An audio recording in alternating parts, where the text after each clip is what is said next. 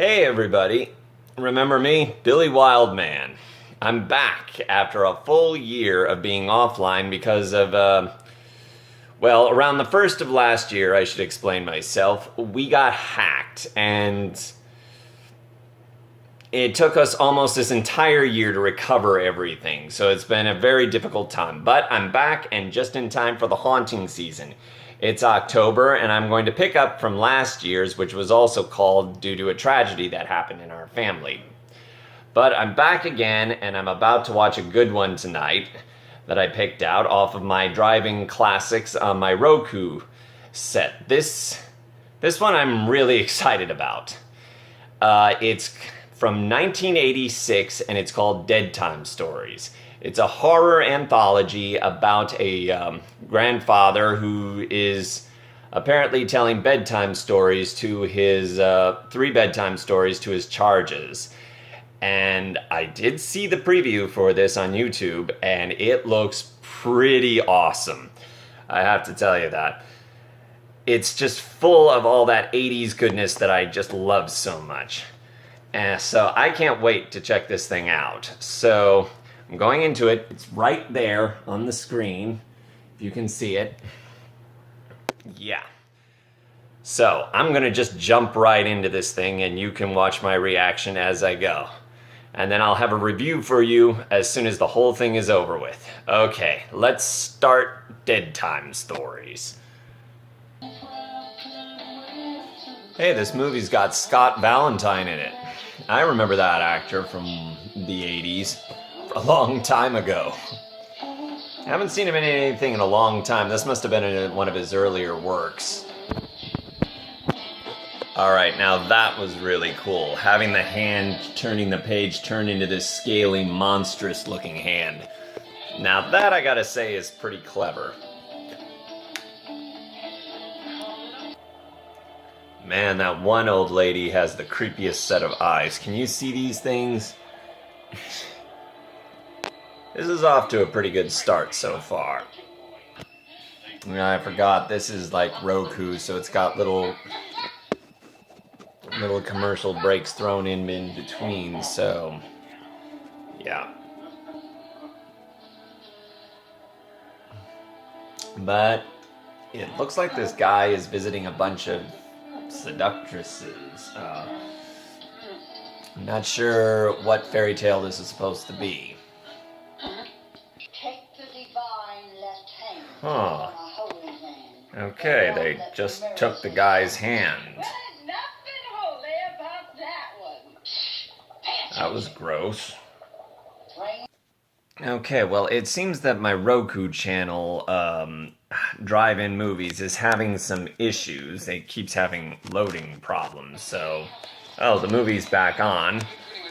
So far, I'm not sure she just said that she lives with dwarves, so I guess this is a different telling of Snow White and the Seven Dwarfs, although I don't know what the 2 witches and the young man have to do with it all, but I guess we'll keep watching and find out, and hopefully there won't be any more loading problems. Oh wow, now I wonder what kind of concoction they're coming up with now.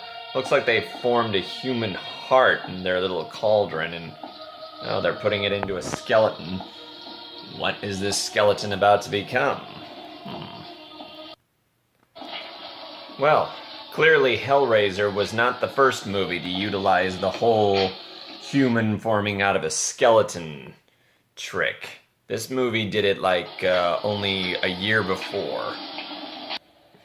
That last part was just hilarious. Okay, that's the end of the first story. Now it's... Oh, you just let the kid go to bed. There's supposed to be 2 more stories. Oh, now he's afraid of the dark. Okay, so what's going to happen next, I wonder? So, this story is a modern take on Little Red Riding Hood. Interesting, considering she's just dressed in a red jumpsuit and she's not really wearing a hood. So she's just Little Red Riding jogging suit. It's got to be one of the best lines I've ever heard. I got a meat cleaver here and I'm not afraid to use it. Okay, so clearly this is a werewolf story. Well, that seems rather fitting since Red Riding Hood was always intended to be a werewolf story. You're in enough trouble, you can say that again. Okay, well that last story pretty much ended the way I expected it would. And the kid seems to be frightened by Kermit the Frog in his closet, and I think this is setting the stage for the last story that we're about to see. So, the father's looking for monsters. Or, no, it's his uncle. I forgot. It's his uncle. And he seems pretty annoyed by this kid. I probably would be too. Alright. We're ready for the last story. They have an awful lot of build up to each story because every time you think that the kid is about to sleep, but... Okay, here we go, the last story. So this is another take on Goldilocks and the Three Bears, only with serial killers instead of actual bears. And it looks like Goldilocks is actually a member of this crazy-ass family. The name of the arresting officer is Jack B. Nimble. That's just funny. Well, this last story is pretty humorous. This one guy is, during this meeting, is pretty spastic and he's just funny.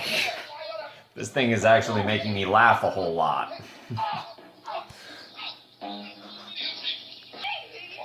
Not only is Goldilocks a twisted serial killer, she also has telekinesis. So this is more like Carrie and the Three Bears.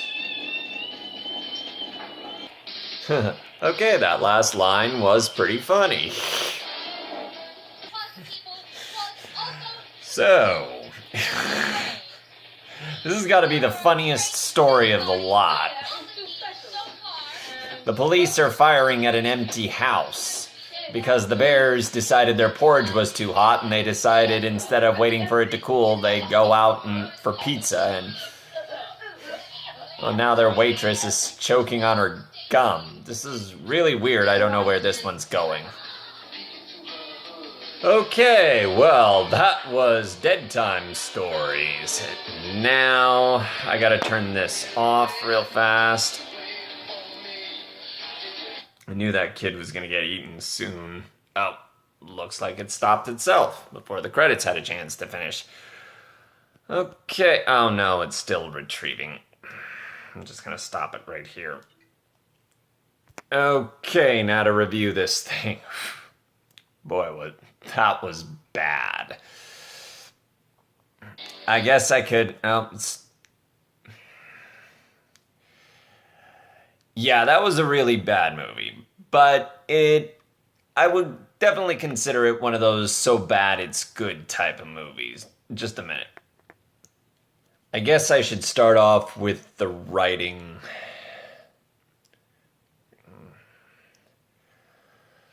Well, as you know, each story is supposed to be a new spin on classic fairy tales. The first one is the only real dated piece. I think it goes back to the Middle Ages, I'm not sure. Probably the time when most of the Grimm's fairy tales took place.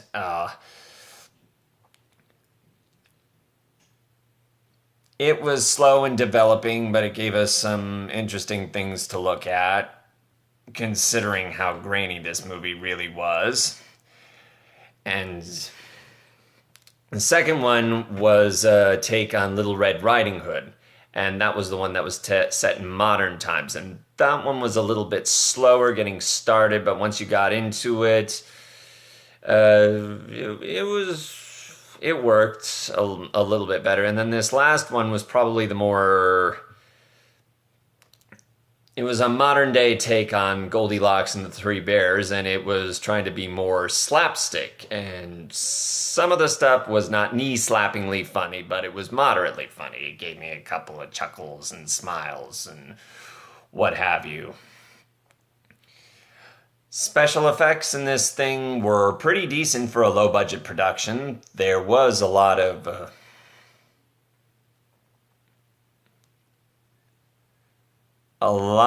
makeup effects and a lot of puppetry and stuff that really worked, I think, for this kind of production.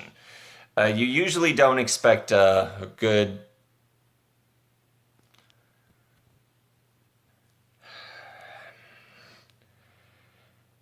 acting was really bad.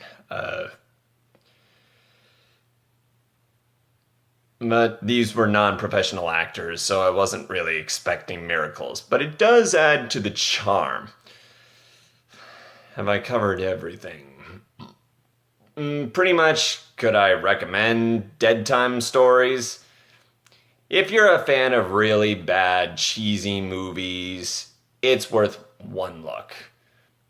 But probably just one. I wouldn't recommend it for repeated viewings. So that brings this review to a close, and I will see you again sometime, hopefully in the next week, with another review. Until then, take care.